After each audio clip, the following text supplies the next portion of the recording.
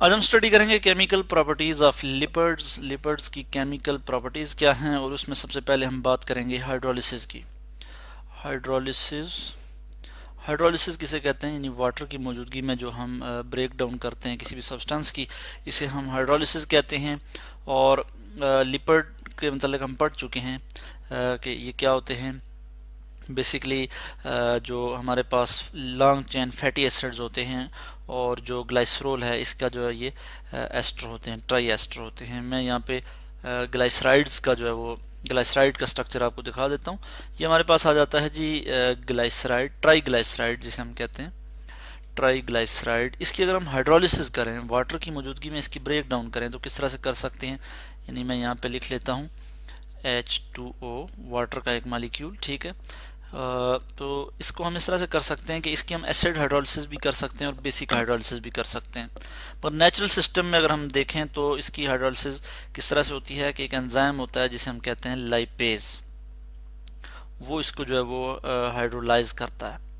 तो इस केस में हमारे पास क्या आ जाता है जी, हमारे पास आ जाता है जी उसी तरह से, यानी ग्लाइसरोल दोबारा से ग्लाइसरोल बन जाता है। मैं यहाँ लिख लेता हूँ, ये हमारे पास क्या आ जाएगा जी, ग्लाइसरोल OH। इसी तरह से यहाँ पे भी H लिख लूँगा मैं, और यहाँ पे भी मैं एक H जो है वो लिख लूँगा। ये हमारे पास आ जाता है जी ग्लाइसरोल, और प्लस जो है कार्बोक्सिलिक एसिड के 3 मॉलिक्यूल आ जाएंगे। मैं 3 मॉलिक्यूल कार्बोक्सिलिक एसिड के भी लिख लेता हूँ, और C डबल बॉन्ड O, और फिर यहाँ लिख लूँगा OH। ठीक है जी, 3 मॉलिक्यूल कार्बोक्सिलिक एसिड के भी बन जाएंगे जिसे हम कहते हैं फैटी एसिड, ठीक है। और यहाँ पे 3 वाटर मॉलिक्यूल भी मैं यहाँ लिख लेता हूँ, ठीक है। और इसी चीज़ को हम जो है वो अगर लैब में करना चाहें तो वो हम एसिड हाइड्रोलिसिस या फिर बेस हाइड्रोलिसिस भी कर सकते हैं, यानी वाटर के साथ हम स्मॉल अमाउंट में एसिड भी यूज़ कर सकते हैं एज अ कैटलिस्ट, और फिर बेस भी कर सकते हैं।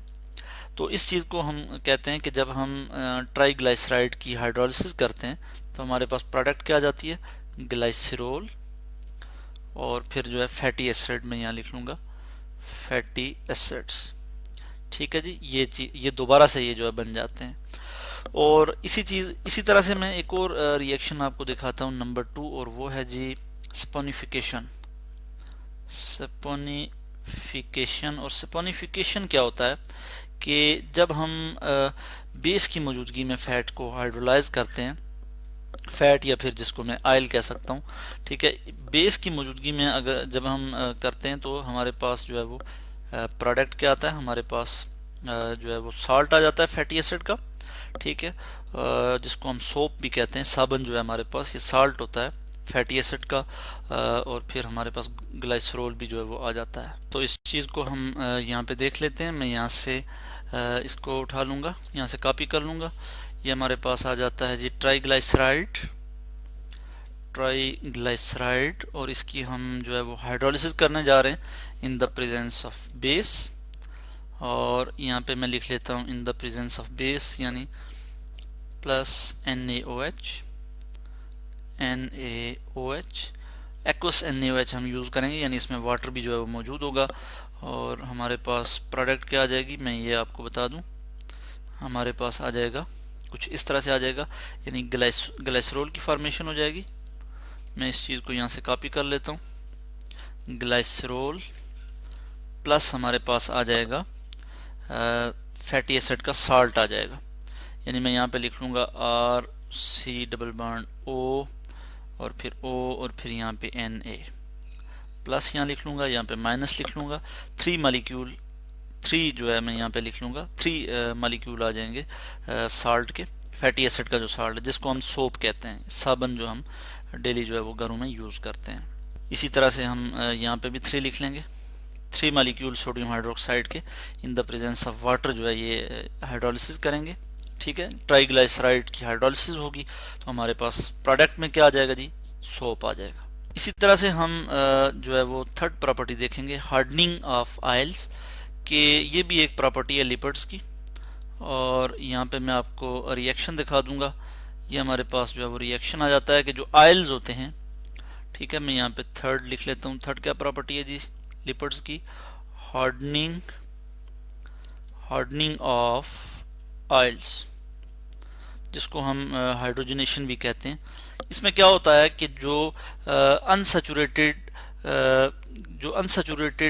ऑयल्स यानी जो अनसैचुरेटेड लिपिड्स होते हैं उनकी हाइड्रोजनेशन होती है, उनमें हाइड्रोजन की एडिशन होती है।